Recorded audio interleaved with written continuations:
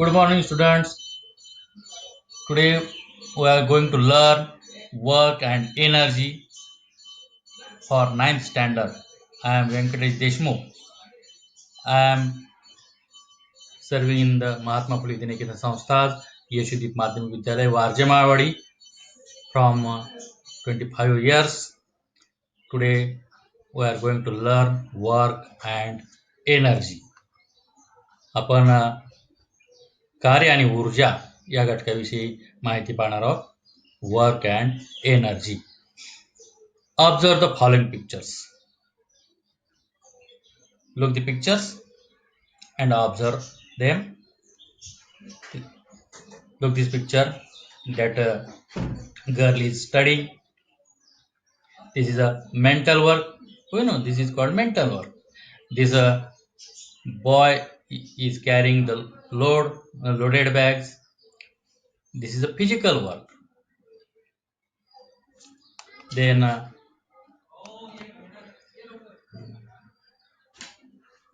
here moon is revolving around the earth.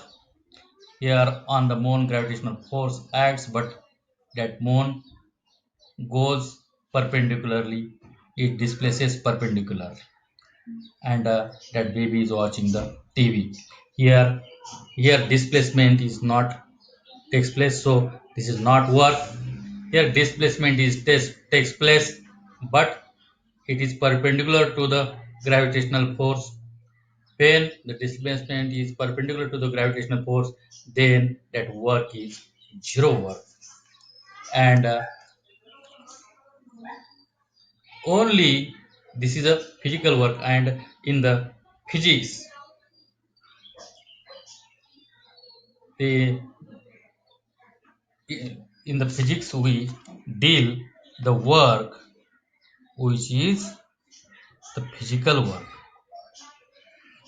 In physics we deal with physical work.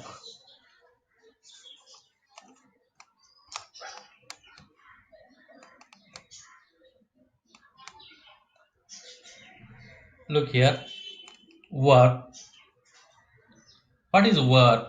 Work is said to be done when a force applied on an object causes displacement of the object.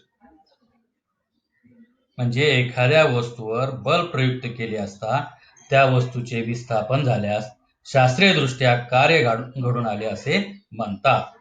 पदार्थावर प्रयुक्त केलेल्या बलाने केलेले कार्य हे बलाचे परिमाण आणि बलाने केलेल्या दिशेने झालेले विस्थापन यांच्या गुणाकारा एवढे असते. हे आपण शिकलो आहोत. म्हणजेच कार्य बरोबर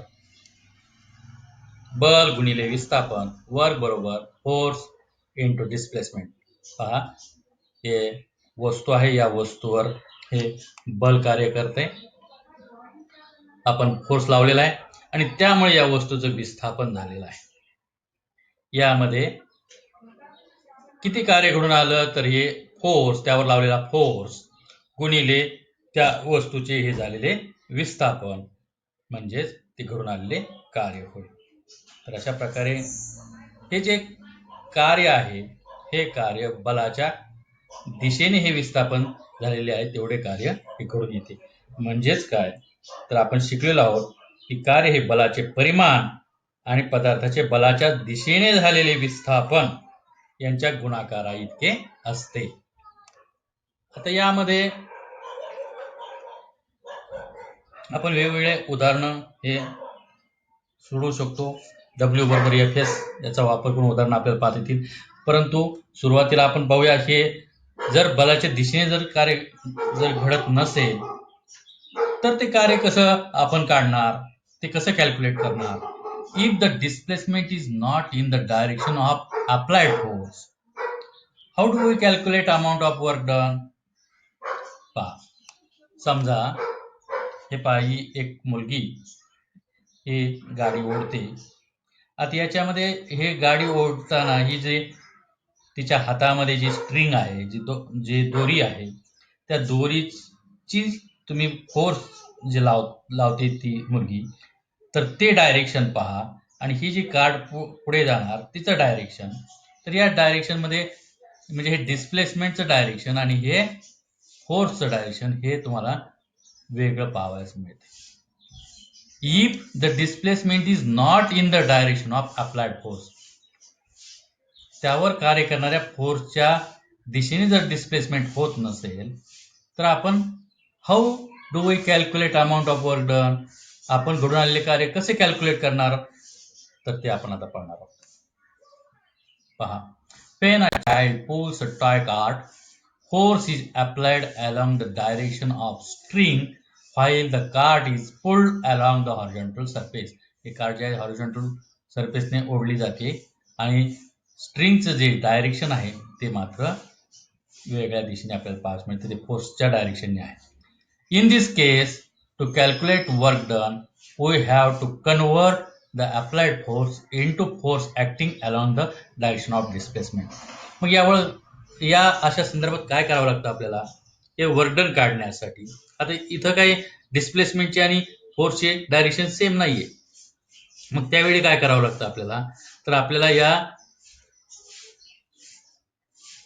फोर्सची जी डायरेक्शन आहे ही फोर्सची direction, in this case the calculate work done we have to convert the applied force into force acting along the direction of displacement. डिस्प्लेसमेंटच्या डायरेक्शनने ऍक्टिंग होणारा जो फोर्स आहे म्हणजे विस्थापनाच्या दिशेने जो कार्य करणारं जे बल आहे ते बल आपल्याला इथं काढावं लागेल. कसं काढायचं आपण पाहूया.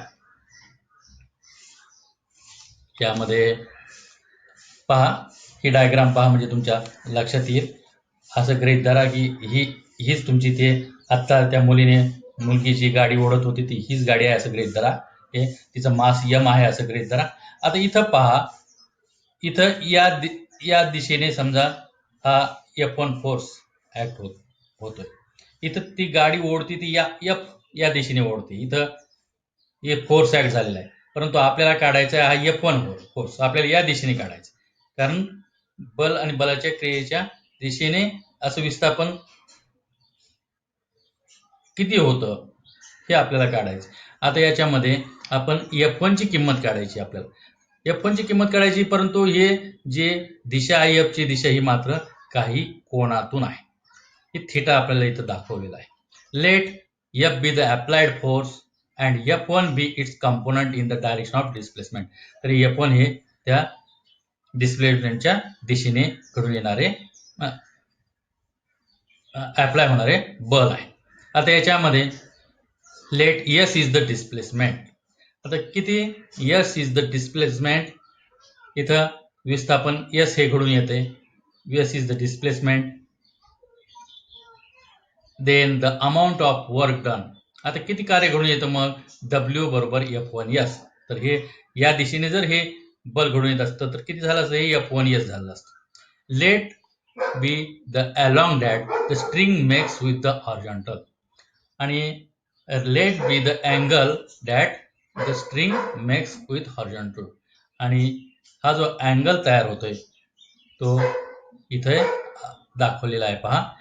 तर ऍक्च्युअली जे फोर्स लावलेला आहे तो या दिशेने लावलेला आहे. तर किती अँगल आहे तो थिटा अँगल आहे असं आपण मानलेला आहे.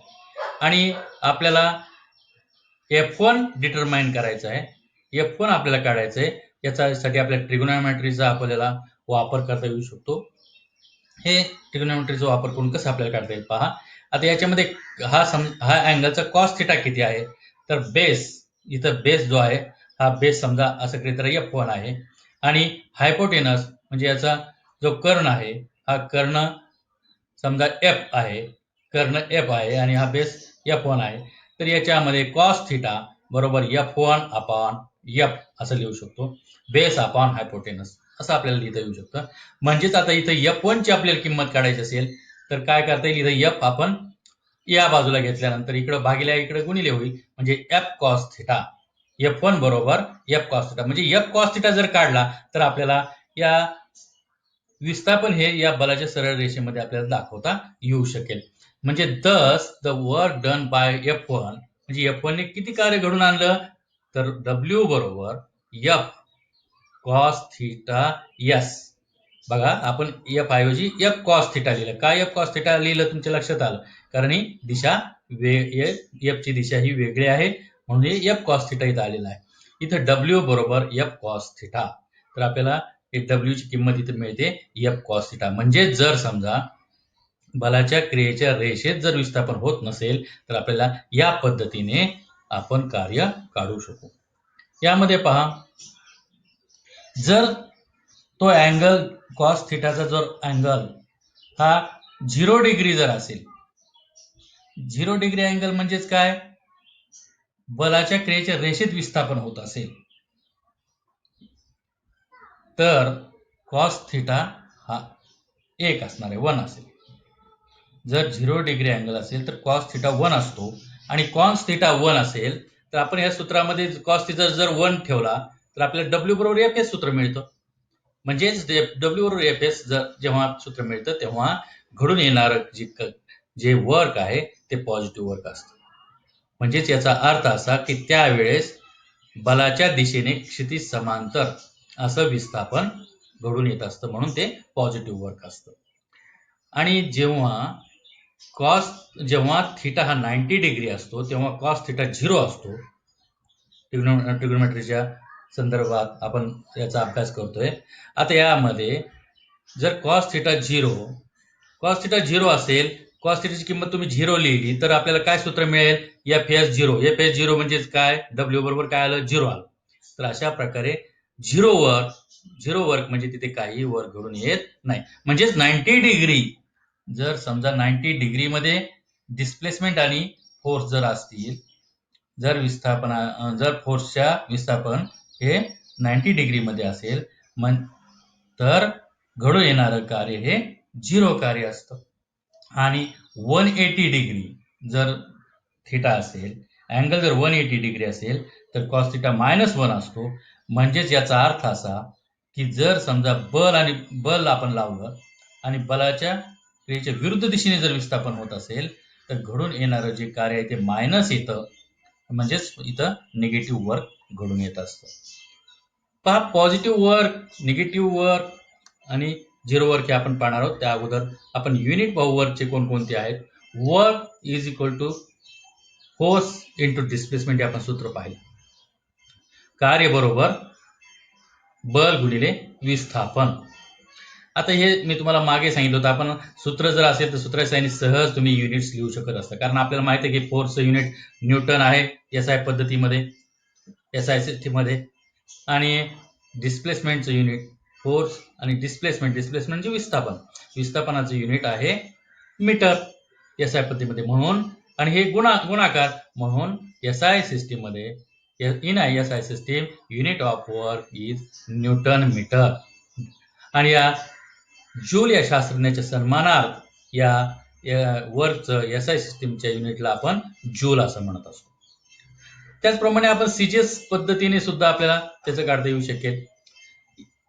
याच्यामध्ये इन सीजीएस सिस्टीम आपल्याला माहिती आहे की फोर्स जो आहे तो डाईन मध्ये आपण मोजतो, डिस्प्लेसमेंट जे आहे ते सेंटीमीटर मध्ये मोजतो, मग त्यांचा गुणाकार म्हणजे डाईन सेंटीमीटर.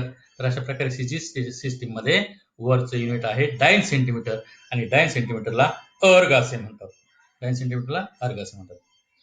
एक अर्ग बरोबर 1 डाईन गुणिले 1 सेंटीमीटर असं आपण लिहू शकतो. त्याचप्रमाणे 1 जूल बरोबर 1 न्यूटन गुणिले 1 मीटर असं आपल्याला लिहिता येऊ शकेल. यानंतर आपण पाहणार आहोत की relation between joule and erg. Joule आणि अर्ग मध्ये काय रिलेशन आहे. त्यामध्ये पहा, we know that 1 newton is equal to 10⁵ dyne. 1 newton म्हणजे 10⁵ dyne. And 1 metre is equal to 10⁵2 centimetre. आणि 1 मीटर याचा अर्थ 10⁻² सेंटीमीटर. 10⁻² म्हणजे 100 सेंटीमीटर. 1 मीटर म्हणजे 10⁻² म्हणजे 100 सेंटीमीटर. आता हे आपण वर्कचं सूत्र आपल्याला माहिती आहे, फोर्स गुणिले displacement. Force into displacement is equal to work. मग आता 1 जूल हे त्याचं एसआय युनिट झालं. 1 जूल वर्क म्हणजे किती वर्क, 1 न्यूटन इंटू 1 मीटर. जेव्हा एका 1 न्यूटन फोर्स लावला असता 1 मीटर विस्थापन करून येते, तेव्हा घडून येणारे जे कार्य असतं ते 1 जूल असते. When we apply the 1 Newton force on the object and it displaces 1 meter, then that work is 1 joule work. तर हे आपण सूत्र लिहू शकतो. मग आता 1 न्यूटन बरोबर 10⁵ डाईन. 1 न्यूटनचा अर्थ काय? 1 न्यूटन म्हणजे किती? 10⁵ डाईन गुणिले 1 मीटर म्हणजे 10चा वर्ग सेंटीमीटर, 10⁻² सेंटीमीटर. मग आता याच्यामध्ये किती झालं? याचा बेस 10 आणि हे 5 आणि 2 7 म्हणजे 10⁷ डाईन सेंटीमीटर. 10⁷ डाईन सेंटीमीटर म्हणजे 10⁷ अर्ग. डाईन सेंटीमीटर म्हणजेच अर्ग, म्हणजेच 1 जूल बरोबर 10⁷ अर्ग असं आपण लिहू शकतो. हे आपल्याला रिलेशन जे आहे ते रिलेशन लक्षात ठेवायचंय. 1 जूल बरोबर 10⁷ अर्ग म्हणजे याचा अर्थ फक्त 1 न्यूटन म्हणजे 10⁵ डाईन आणि 1 मीटर म्हणजे 10⁻² सेंटीमीटर हे जर आपण लक्षात ठेवलं तर आपण सहज 1 जूल बरोबर 10⁷ अर्ग हे सांगू शकतो. मी मागे म्हटल्याप्रमाणे positive, negative and zero work कशाला म्हणायचं आपण पाहूया. पहा आता हे चित्र पहा. इथं हा जो माणूस आहे, ही जी व्यक्ती आहे, हे गाडी पुढे ढकलते.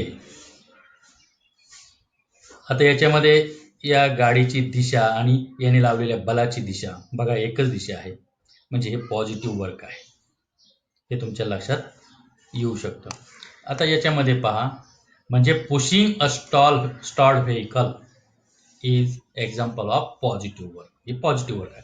When the force and displacement are in the same direction. बघा फोर्स आणि डिस्प्लेसमेंट, याने लावलेला फोर्स, बल लावला याने, स्नायुबल, याने लावलेला फोर्स आणि त्या जे व्हेकल आहे स्टॉल्ड व्हेकल ते डिस्प्लेस होणार, ते पुढे जाणार. ही जी दिशा आहे ती सेम डायरेक्शन आहे. When the force and displacement are in the same direction the work done by the force is positive. आणि हे कार्य जे असतं ते पॉझिटिव्ह असतं. इथं theta is equal to 0 degree. कारण काय? याने लावलेलं बल ची दिशा, बलाची दिशा आणि त्या गाडीची डिस्प्लेसमेंटची दिशा, विस्थापनाची दिशा ही सेमच आहे, एकच आहे. म्हणून थिटा जो आहे तो 0 डिग्री आहे. म्हणून अशा प्रकारे हे पॉझिटिव्ह वर्क इथं करून येते. हे पहा, दुसरं एक्झाम्पल पहा. या दुसऱ्या एक्झाम्पल मध्ये तुमच्या लक्षात आलं असेल की निगेटिव्ह वर्क आहे. का निगेटिव्ह वर्क आहे? आता असं गृहीत धरा, हा बॉल जो आहे, हा बॉल मित्राने फेकलेला आहे आणि आपण तो बॉल अडवतोय. म्हणजे मित्राने फेकल्यानंतर त्यांनी फोर्स लावला, त्याची दिशा, आणि आपण अडवतो, ही दिशा, ही एकमेकाची विरुद्ध दिशा आहे. तर त्यावेळी जे घडून येणारं कार्य जे आहे ते निगेटिव्ह कार्य, विरुद्ध. म्हणजेच निगेटिव्ह वर्क म्हणजे काय? When the force and displacement are in opposite direction. इथं 180 डिग्री अँगल होतो, त्यांनी लावलेला फोर्स, आणि आपण अडवतोय, तर इथं 180 डिग्रीचा अँगल निर्माण होतो. अशा वेळेस घडून येणारं जे वर्क आहे, work done by the force is negative. अशा वेळेस घडून येणारे कार्य निगेटिव्ह असतं. किंवा दुसरं example, stopping a moving car by applying brakes. When we apply the brake to moving car, then it stops. यामध्ये stopping of moving car by applying brakes, moving car आहे म्हणजेच ती फोर्सने आहे, त्याच्यामध्ये मेकॅनिकल एनर्जी असते, फोर्स आहे त्या moving कारमध्ये, आणि त्यावेळी आपण ब्रेक अप्लाय केला. ब्रेक अप्लाय आपण विरुद्ध दिशेने ब्रेक अप्लाय करतो. म्हणजे याचं मुव्हिंग कार जी आहे तिचं डिस्प्लेसमेंटची दिशा आणि आपण ब्रेक अप्लाय करतो ती दिशा ही परस्पर विरुद्ध दिशा आहे. त्यावेळेस 180 डिग्रीचा अँगल होतो. म्हणून इथं निगेटिव्ह वर्क होऊन येतं. When the force and displacement are in opposite direction the work done by the force is negative. आणि तिसरं चित्र पहा. तिसऱ्या चित्रामध्ये काय झालेलं आहे? हा मून जो आहे, that moon is revolving around the earth. यामध्ये आपण अगोदर चित्र पाहिलं होतं, तेही चित्र पहा. यामध्ये काय क्रिया होते ते तुमच्या लक्षात येईल. हे पहा,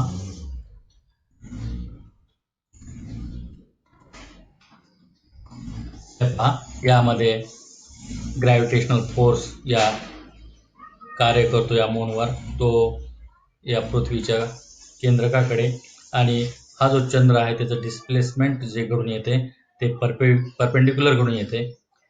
म्हणजे ग्रॅव्हिटेशनल फोर्सच्या डिस्प्लेसमेंट परपेंडिक्युलर आहे. जेव्हा हे परपेंडिक्युलर घडून येत असतं तेव्हा घडून येणारं जे कार्य असतं ते कार्य शून्य असतं.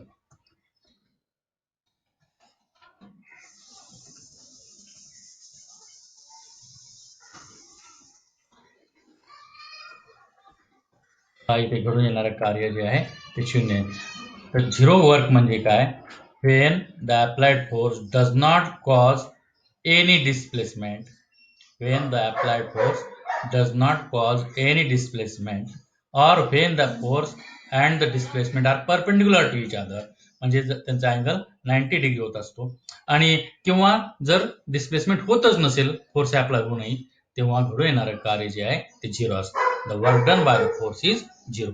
इथं 90 डिग्री, इथं 90 डिग्रीचं घडून येतं, म्हणजे इथं परपेंडिक्युलर त्याचं डिस्प्लेसमेंट आहे मूनचं, आणि त्या ग्रॅव्हिटेशनल फोर्सच्या परपेंडिक्युलर आहे, म्हणून इथे झिरो कार्य घडून येतं. त्याचप्रमाणे तुम्ही समजा एखादा फोर्स लावला आणि त्याचं डिस्प्लेसमेंटच एखाद्या वस्तूचं होत नसेल, तेव्हा सुद्धा घडून येणारं कार्य जे ते झिरो असतं. Tying a stone to one end of a string and swinging it round and round by the other end of the string. जेव्हा तुम्ही दगड एका दोरीच्या टोकाला बांधता आणि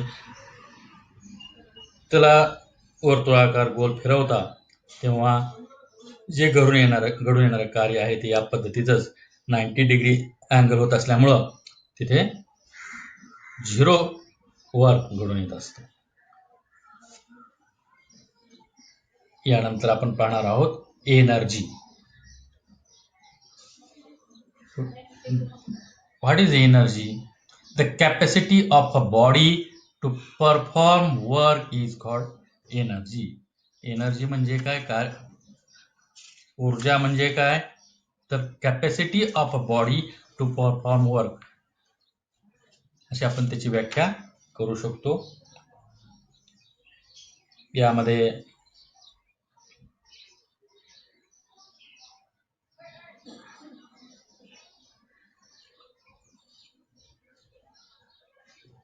कार्य करण्याची जी क्षमता आहे त्या क्षमतेला, कार्य करण्याच्या क्षमतेलाच आपण ऊर्जा असे म्हणत असतो. त्यामध्ये जे ऊर्जा आहे, ऊर्जेचे विविध प्रकार तुम्हाला माहित आहे, त्याचे युनिट माहित आहे. The unit of work and energy are the same. वर्कचे कोणते युनिट्स आहेत? आता आपण पाहिले जूल आणि अर्ग, आणि याचे सुद्धा एसआय पद्धतीमध्ये आहे. एनर्जीचं सुद्धा युनिट आहे जूल आणि सीजीएस पद्धतीमध्ये अर्ग. एसआय पद्धतीमध्ये जूल, सीजीएस पद्धतीमध्ये अर्ग. याचे निर्णय फॉर्म्स आपल्याला एनर्जीचे माहित आहे, आपण शिकलेलो आहोत. कोणकोणते प्रकार आहेत एनर्जीचे? त्यामध्ये मेकॅनिकल एनर्जी, हीट ही सुद्धा एनर्जी आहे, light, sound, chemical energy, electrical energy, nuclear energy, solar energy, असे वेगवेगळे फॉर्म्स आहेत एनर्जीचे. आता या फॉर्म्समध्ये आपल्याला फॉर्म्स ऑफ मेकॅनिकल एनर्जी पाहिजे. मेकॅनिकल एनर्जीचे दोन फॉर्म्स आहेत. कोणते? Kinetic energy and potential energy. What is kinetic energy? What is potential energy? Look here. Look this picture.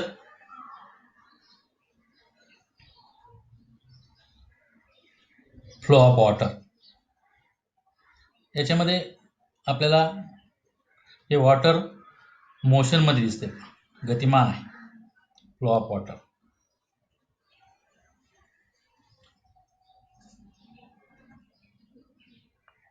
The energy which an object has because of its motion is called its kinetic energy.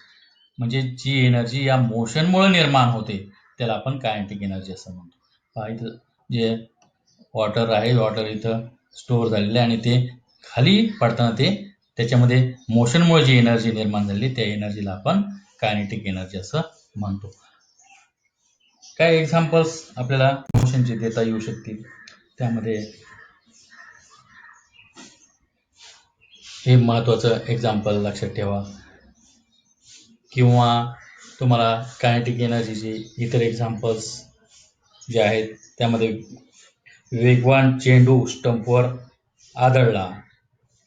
वेगवान चेंडूचा वेगवान किंवा आहे तो मोशनमध्ये असल्यामुळे तो वेगवान आहे आणि तो स्टंपवर आदळतो. तर तो त्यामुळं त्या ऊर्जेमुळे ते स्टंप हे बाजूला जात असतात. किंवा कॅरमच्या स्ट्रायकरने सोंगटीला मारल्यानंतर गतिज ऊर्जा निर्माण होते. त्या सोंगट्या जे आहेत ते दूर जातात. त्याचप्रमाणे ज्या गोट्या आहेत ते गोट्या खेळताना गोटी गोटीवर आदळते त्यावेळेस कायनेटिक एनर्जी निर्माण होते. किंवा पाणी जे आहे ते पाणी उंच ठिकाणी जर असेल ते जेव्हा आपण ते पाणी पाईपमध्ये सोडतो तेव्हा ते पाईपमध्ये ते गतिमान होतं, म्हणजे ती सुद्धा कायनेटिक एनर्जी आहे. तर अशा प्रकारे मोशनमुळे जी एनर्जी निर्माण होते त्याला आपण कायनेटिक एनर्जी असं म्हणत असतो. The energy which an object has because of its motion is called its kinetic energy. जी ऊर्जा वस्तूमध्ये आपल्या गतिमानतेमुळे निर्माण होते त्या ऊर्जेला गतिज ऊर्जा असे म्हणतात.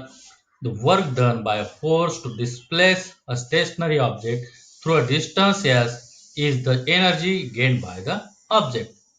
पहा, कायनेटिक एनर्जी म्हणजे work done by the object, वस्तूकडून घडून येणारं कार्य म्हणजेच कायनेटिक एनर्जी आहे.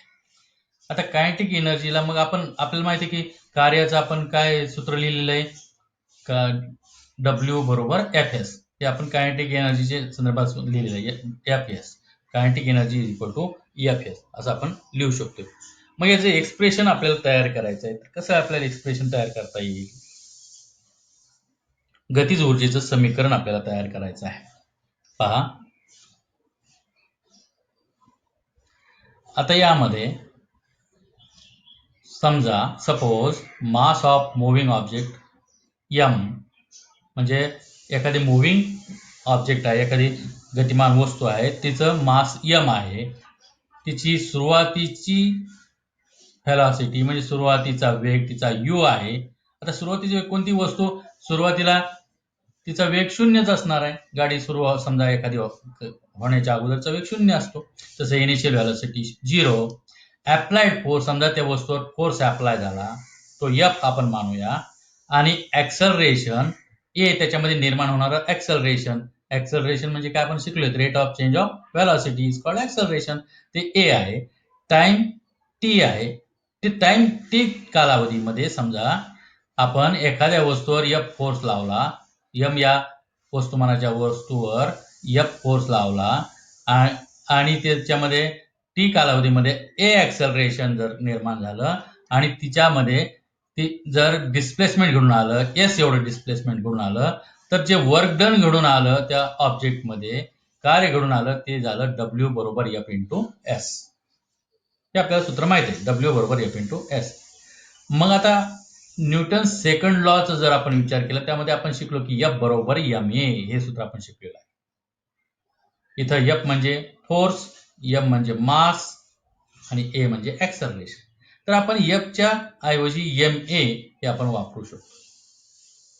आता यामध्ये जर न्यूटनचं गतिविषयक दुसरं तुम्ही समीकरण जर लक्षात घेतलं तर तुम्हाला कळेल की S बरोबर ut प्लस 1/2 at स्क्वेअर असं आपण लिहितो. S म्हणजे हे विस्थापन आहे, हे विस्थापन बरोबर ut प्लस 1/2 at स्क्वेअर, आणि u तर 0 आपण अगोदरच लिहिलेला आहे. मग इथं आपल्याला S बरोबर काय आपल्याला मिळतं, 1/2 at स्क्वेअर हे आपल्याला मिळते S ची किंमत.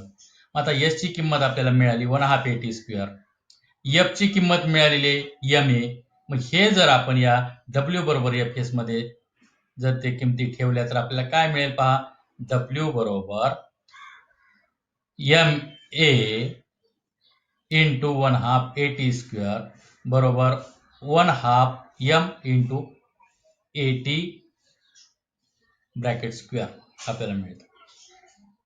आता यामध्ये आपण न्यूटनचं पहिलं गतिविषयक समीकरण वापरलं तर बघा आपल्याला माहिती आहे की व्ही बरोबर यू अधिक AT. इथं यू ची किंमत तर 0 आहे, म्हणजेच व्ही ची किंमत आपण AT आपल्याला मिळते. मग व्ही ची AT आहे, इथं AT चा वर्ग आहे, मग त्याच्या जागेवर आपण व्ही वर्ग लिहू शकतो. म्हणजेच आपल्याला ती किंमत आपण इथं ठेवलेली आहे.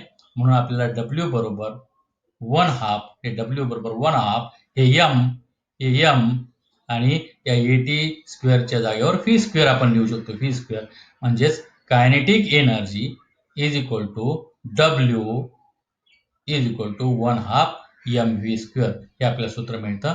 तर हे सूत्र लक्षात ठेवायचं, kinetic energy is equal to 1/2 mv square. तर या सूत्राचा वापर करून आपल्याला वेगवेगळे एक्झाम्पल सुद्धा सोडवावे लागत असतात. तर हे सूत्र सर्वांनी व्यवस्थित लक्षात ठेवायचं आहे. आणि त्यानंतर दुसरा मेकॅनिकल एनर्जीचा प्रकार आहे तो म्हणजे पोटेन्शियल एनर्जी, म्हणजे स्थितीज ऊर्जा. आता याच्यामध्ये स्थितीज ऊर्जा म्हणजे काय, कशाला स्थितीज ऊर्जा म्हणायचं, तर पदार्थाच्या विशिष्ट स्थितीमुळे किंवा स्थानामुळे त्यात जी ऊर्जा सामावलेली असते तिला स्थितीज ऊर्जा असे म्हणतात. The energy stored in an object because of its specific state or position is called its potential energy. एखाद्या पदार्थाच्या विशिष्ट स्थितीमुळे किंवा स्थानामुळे, त्या पदार्थाची विशिष्ट स्थिती असते किंवा स्थानामुळे जेव्हा त्यामध्ये एनर्जी ही निर्माण होत असते त्याला आपण पोटेन्शियल एनर्जी असे म्हणतो. बघा उदाहरण आपण घेतलेलं आहे. An arrow is release from stretched bow. पहा हे पिक्चर पहा, म्हणजे तुमच्या लक्षात येईल. आता ही विशिष्ट स्थिती निर्माण होते पहा. याच्यामध्ये हे जे धनुष्यबाण, हे धनुष्य, त्याची दोरी ताणली जाते आणि ताणली गेल्यामुळं तो जो बाण, तो धनुष्य, ती दोरी, हे एकत्रित विचार केल्यानंतर तुमच्या लक्षात येईल ते स्थिती जी आहे, या स्थितीमुळे त्याच्यामध्ये ऊर्जा निर्माण होते आणि जेव्हा मग तो बाण सोडला जातो तेव्हा त्या एनर्जी, त्या पोटेन्शियल एनर्जीचं मग कायनेटिक एनर्जीमध्ये रूपांतर होत असतं. तर हे बाण निघून जातो ती कायनेटिक एनर्जी झाली, म्हणजे ते वेग मोशनमुळं त्याच्यामध्ये निर्माण होणारी एनर्जी ही कायनेटिक एनर्जी. परंतु ही जी स्थिती आहे या धनुष्याची आणि बाणाची, ती आहे potential energy. The energy stored in an ऑब्जेक्टमध्ये, वस्तूमध्ये जी एनर्जी स्टोअर होत असते because of its specific state, म्हणजे त्या वस्तूची एक विशिष्ट अशी स्थिती और पोझिशन, विशिष्ट अशी स्थिती किंवा स्थान, यामुळे त्या वस्तूमध्ये जे एनर्जी स्टोअर होते त्याला आपण काय म्हणतो, स्थितीज ऊर्जा असे म्हणतो. एनर्जी जी सामावली जाते त्याला स्थितीज ऊर्जा म्हणतात. An arrow is released from stretched bow is example of potential energy. Second, water kept at height flows through a pipe into the tap below. हे आपण दुसरं उदाहरण लिहू शकतो. काय पहा उदाहरण दुसरं, उंचावर ठेवलेले पाणी खाली असलेल्या नळात आपोआप येते. काय येऊ शकते, कारण उंचावर ते ठेवले असते, म्हणजे त्याच्या जे आपण आता व्याख्या बघितली त्याप्रमाणे त्याच्या पोझिशनमुळे त्यामध्ये जी एनर्जी आहे ती स्टोअर झालेली असते आणि त्यामुळं जेव्हा पाईपमध्ये ते पाणी येते तेव्हा ते त्याचं रूपांतर कायनेटिक एनर्जीमध्ये होत असतं. म्हणून ते पाईपमध्ये पाणी तेथे येऊ शकत असतं, कारण जे स्टोअर झालेली एनर्जी हे त्या पोझिशनमुळे, उंच ठिकाणी पाणी असेल, हाईटवर असेल तर त्याच्यामध्ये पोटेन्शियल एनर्जी असते. आणि अ कॉम्प्रेस स्प्रिंग इज रिलीज, जेव्हा स्प्रिंग आपण कॉम्प्रेस करतो, दाबतो, तेव्हा दाबल्यानंतर त्याच्यामध्ये पोटेन्शियल एनर्जी निर्माण होते, सामावली जाते. आणि जेव्हा ती स्प्रिंग आपण रिलीज करतो तेव्हा तिला पूर्वस्थिती जेव्हा प्राप्त होत असते त्यावेळेस तिचं कायनेटिक एनर्जीमध्ये रूपांतर होत असतं. तर अशा प्रकारे compress spring is release is example of potential energy. Then we have to learn expression for potential energy. Potential एनर्जीचं एक्सप्रेशन खूप सोपं तयार करणं हे खूप सोपं आहे. पहा, असं गृहीत धरा की M या वस्तुमानाची वस्तू आहे आणि ती एच उंचीवर आपण जमिनीपासून उचललेली आहे. त्यावर आपण एफ हे बल लावलेलं आहे ती वस्तू उचलण्यासाठी. मग किती कार्य घडून येतं? The amount of work done, तर work is equal to force into displacement हे सूत्र आपल्याला माहिती आहे. यामध्ये डब्ल्यू इज इक्वल टू, आता फोर्सला आपण एम जी लिहू शकतो, एफ बरोबर एम ए आपल्याला सूत्र माहिती आहे, एफ बरोबर एम ए. आणि इथं जी का लिहिलेलं आहे, तर ग्रॅव्हिटेशनल ऍक्सलरेशन, ते ए जे आहे ते ग्रॅव्हिटेशनल ऍक्सलरेशन मुळे जी आलेला आहे. डब्ल्यू बरोबर एम जी आपण लिहू शकतो, एम जी इंटू एच लिहू शकतोय. Work is equal to force into displacement, W बरोबर एम जी इंटू एच असं आपल्याला लिहिता येईल. आता यामध्ये डब्ल्यू बरोबर एम जी एच हे आपल्याला सूत्र मिळतं. मग हे त्या वस्तू एच उंचीवर उचलल्यानंतर जे घडून येणारं कार्य आहे ते किती कार्य आहे, तर एम जी एच आहे. मग ते कार्य म्हणजेच ती पोटेन्शियल एनर्जी आहे. मग डब्ल्यू बरोबर एम जी एच म्हणजेच potential energy is equal to W बरोबर एम जी एच असं आपण लिहू शकतो. यामध्ये ट्रान्सफॉर्मेशन ऑफ एनर्जी म्हणजे एनर्जीचं रूपांतरण कसं होतं हे आपण पाहणार आहोत. पहा,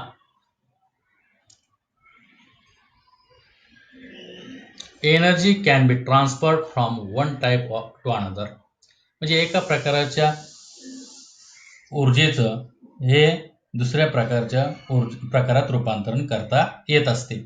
एक्झाम्पल दिलेले पहा, the exploding fire crackers convert the chemical energy into light.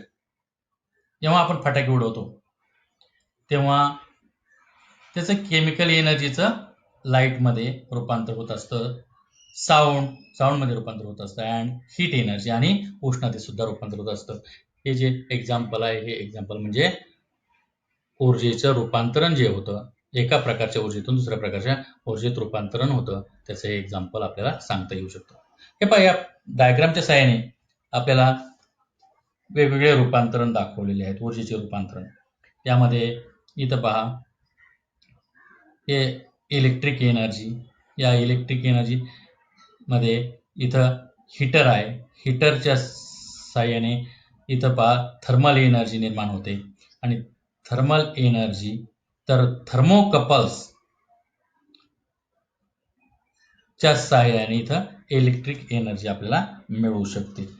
तर अशा प्रकारे इथं जे तापयुग्म, थर्मोकपल्स म्हणजे तापयुग्म, हे जे उपकरण आहे त्या साहाय्याने आपल्याला पुन्हा इलेक्ट्रिक एनर्जी मिळवता येऊ शकते. आणि इलेक्ट्रिक एनर्जी साहाय्याने आपल्याला हीटरच्या साहाय्याने इलेक्ट्रिक एनर्जीचा वापर आपण करत असतो हीटरसाठी, आणि त्यासाठी आपल्याला थर्मल एनर्जी म्हणजे उष्णता मिळू शकत असते.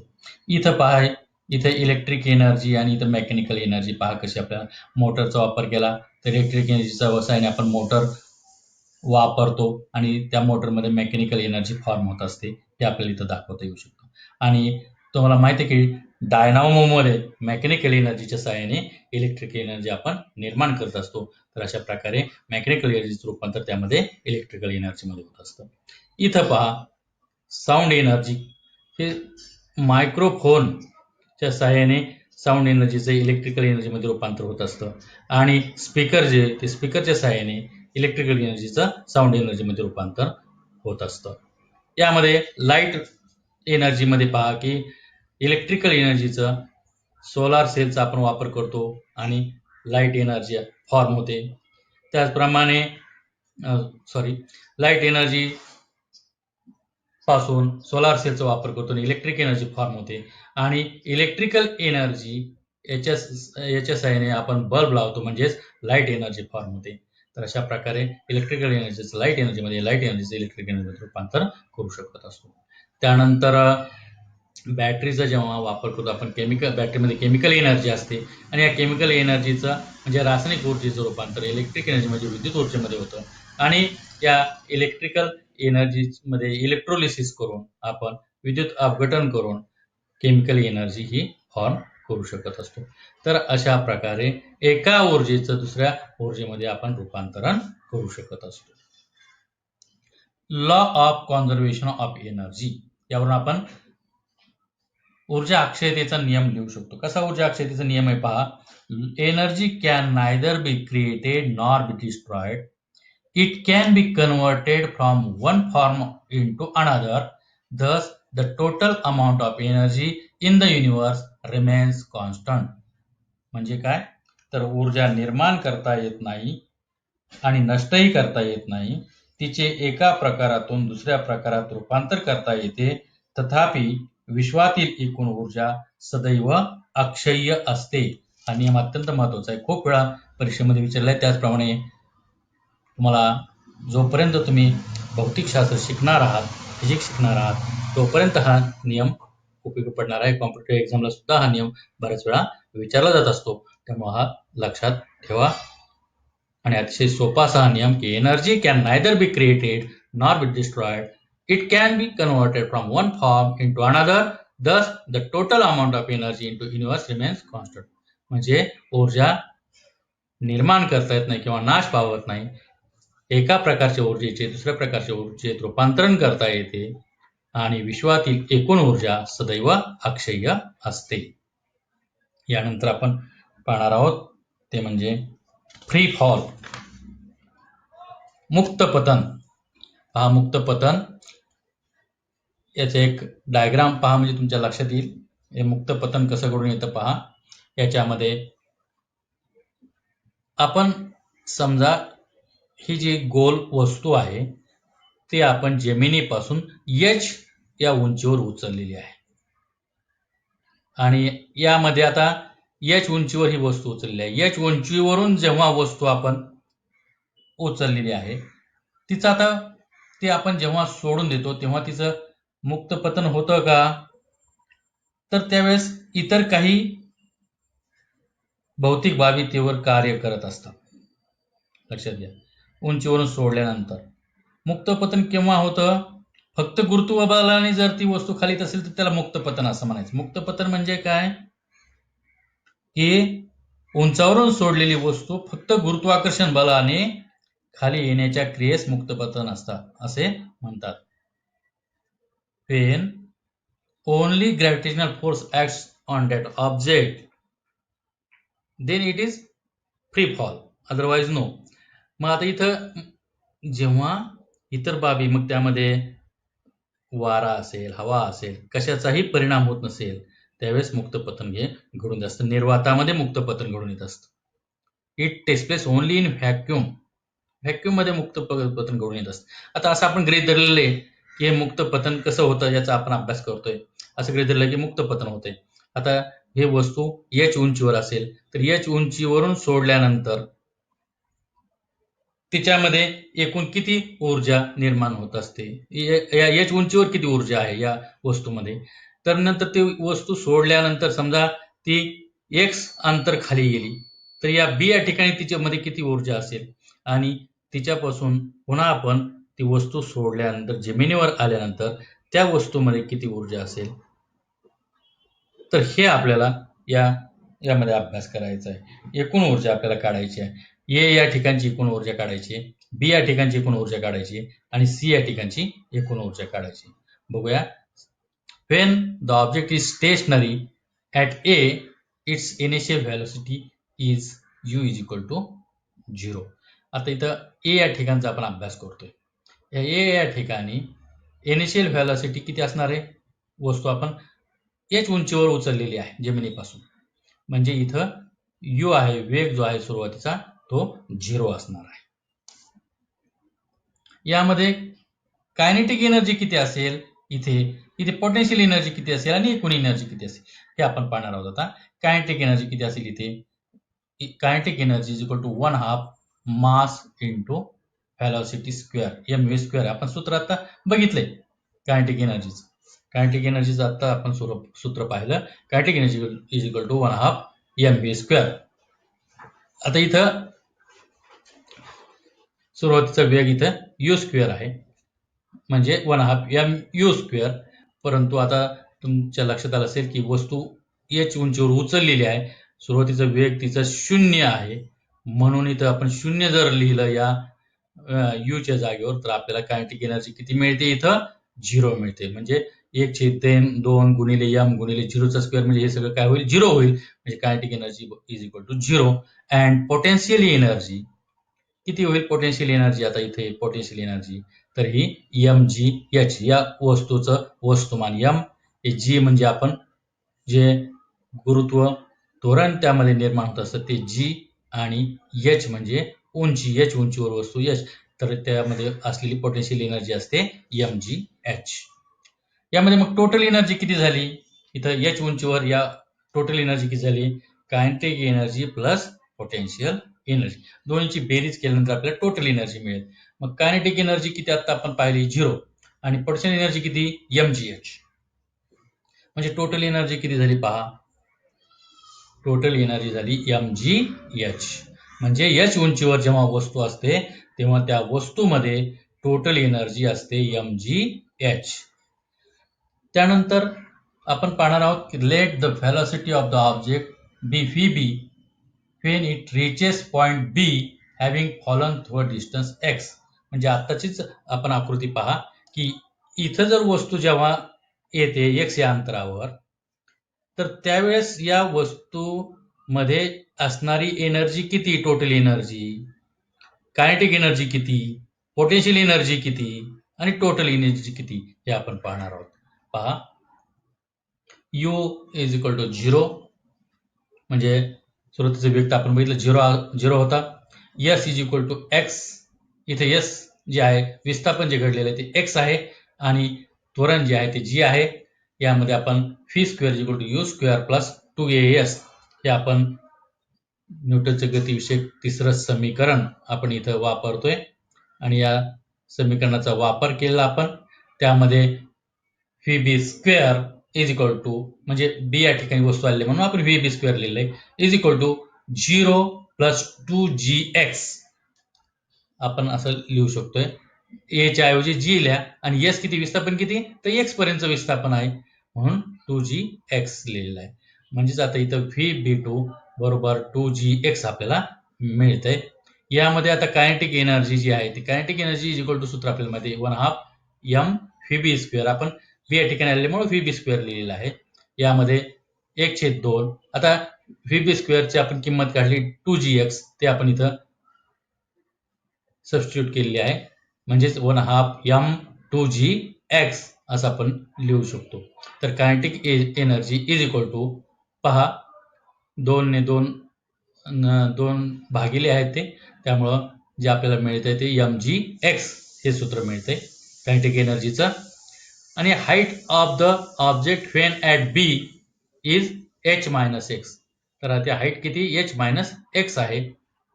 मग पोटेन्शियल एनर्जी आपल्याला त्याची साईन काढता येऊ शकते. पोटेन्शियल एनर्जीचं सूत्र आपल्याला माहिती आहे mgh, आणि h किती आहे तर h x आहे. पहा, पुन्हा पहा तुमच्या म्हणजे लक्षात येईल, h x. म्हणजे आता पोटेन्शियल एनर्जी बरोबर mgh, हे mgh मायनस mgx हे आपल्याला मिळते. टोटल एनर्जी जी आहे, तर आता total energy is equal to हे पोटेन्शियल एनर्जी प्लस हे कायनेटिक एनर्जी, म्हणजेच किती येते total energy is equal to mgx plus mgh minus mgx, म्हणजेच एकूण एनर्जी टोटल एनर्जी येते mgh. म्हणजे जर समजा x एवढ्या अंतरावर जर वस्तू जर वरून येत असेल h उंचीवरून, तर त्यावेळी त्या वस्तूमध्ये निर्माण होणारी एकूण एनर्जी जी आहे total energy is also mgh. Kinetic energy किती येते mgx, पोटेन्शियल एनर्जी किती mgh मायनस mgx, आणि टोटल एनर्जी झाली mgh. आणि त्यानंतर जमिनीवर जेव्हा ती वस्तू येईल, let the velocity of object be vc when it reaches the ground near point c. Point c च्या जवळ त्या वस्तू आल्यानंतर तिथे एकूण ऊर्जा किती असेल, त्यामध्ये u0 s is equal to h आहे, उंची h आहे, आणि a is equal to g आहे. तर यामध्ये आपण न्यूटनचं गतिविषयक तिसरं समीकरण वापरायचं आहे. v square is equal to u square plus 2as. यामध्ये vc स्क्वेअर, आपण vc स्क्वेअरची किंमत काढली तर इथं u स्क्वेअर 0 आहे, आणि इथं 2g एच, एच्या ऐवजी आपण जी लिहितो, ग्रॅव्हिटेशनल ऍक्सलरेशन असल्यामुळे जी लिहिलेलं आहे, आणि एस म्हणजे विस्थापन, ते किती आहे, एच आहे. म्हणून व्ही सी स्क्वेअर बरोबर 0+2gh. यामध्ये कायनेटिक एनर्जी आपण काढू शकतो. Kinetic energy is equal to 1/2 mvc². म्हणजे सी का आलं, तर सी बिंदूच्या तिथे व्हेलॉसिटी आहे म्हणून आपण सी वापरलेलं आहे. इथे 1/2 mvc² is equal to 1/2 m2gh आपण त्याला लिहू शकतो. म्हणजेच kinetic energy is equal to mgh. तर जमिनीवर जेव्हा वस्तू येते, सी पॉइंटच्या जवळ जेव्हा वस्तू येते, तेव्हा कायनेटिक एनर्जी असते mgh. The height of the object at point C is h is equal to 0. आणि जमिनीवर उंची किती असणार आहे, 0 असणार आहे. मग आपण पोटेन्शियल एनर्जीचा जर विचार केला, तिथे कायनेटिक एनर्जी आली mgh, परंतु पोटेन्शियल एनर्जी जर तिचा विचार केला, तर उंची h 0 असल्यामुळे 0 गुणिले mg तर 0च येणार. म्हणून पोटेन्शियल एनर्जी इथे 0 येते. म्हणून total energy is equal to kinetic energy plus potential energy बरोबर mgh. म्हणजे तुमच्या लक्षात आलं असेल की at any point total energy remains constant. प्रत्येक पॉइंटला एनर्जी सेम आहे. mgh झालेले पहा तिन्ही ठिकाणी, ए पॉइंटच्या जवळ, बी पॉइंटच्या जवळ आणि सी पॉइंटच्या जवळ mgh एवढीच आलेली आहे. पहा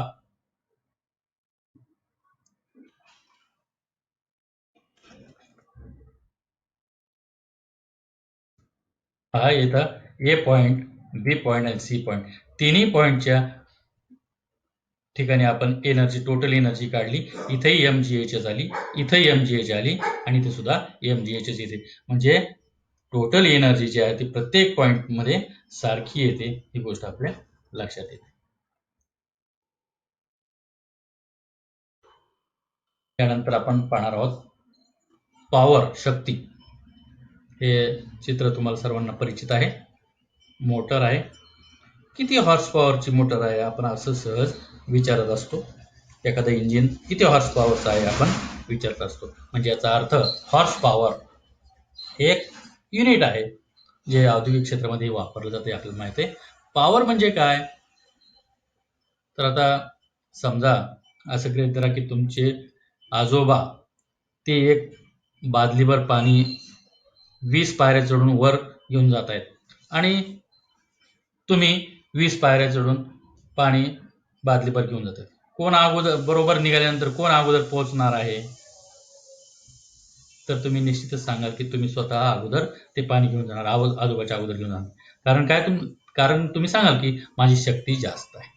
मग शक्ती म्हणजे काय, power is the rate at which work is done. शक्ती म्हणजे काय, power is the rate at which work is done. कार्य करण्याचा दर म्हणजे शक्ती होय. कार्य करण्याचा दर, एकक कालावधीत घडून येणारे जे कार्य आहे त्याला आपण शक्ती असं म्हणत असतो. Power is equal to work upon time असं आपण लिहू शकतो. म्हणजे कार्य भागिले वेळ म्हणजे शक्ती. पी बरोबर डब्ल्यू भागिले टी असं आपल्याला सूत्र लिहिता येऊ शकतं. आता याचं एकक आपण लिहू शकतो. एकक आपल्याला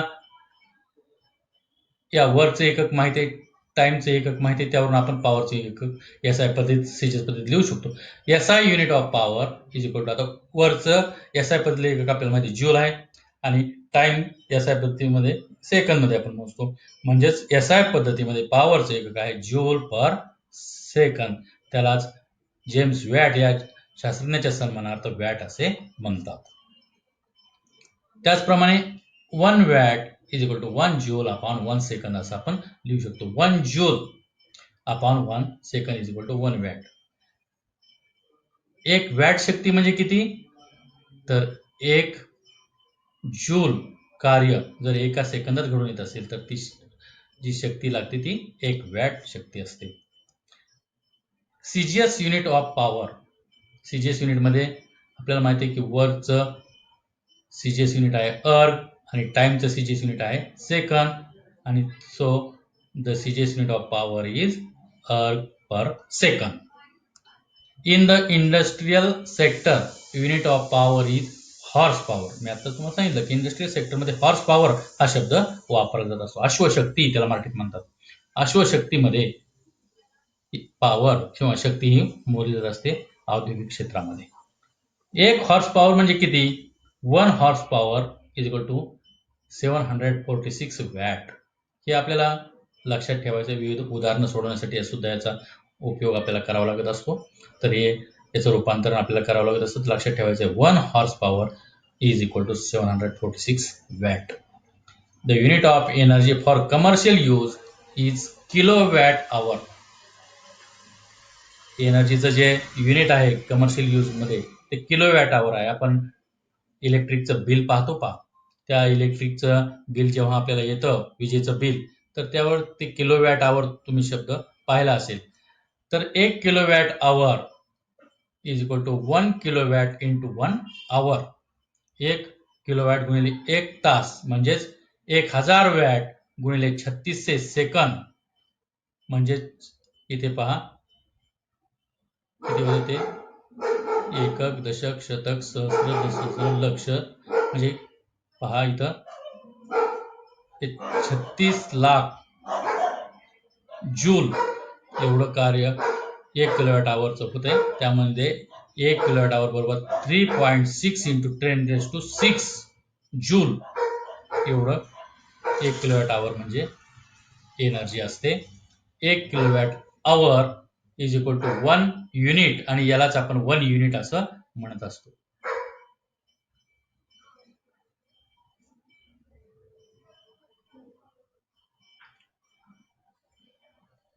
1 किलोवॅट आवर म्हणजे 1 unit. It is use in electricity for domestic purpose.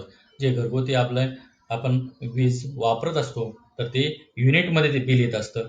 1 unit म्हणजे 1 किलोवॅट आवर. धन्यवाद.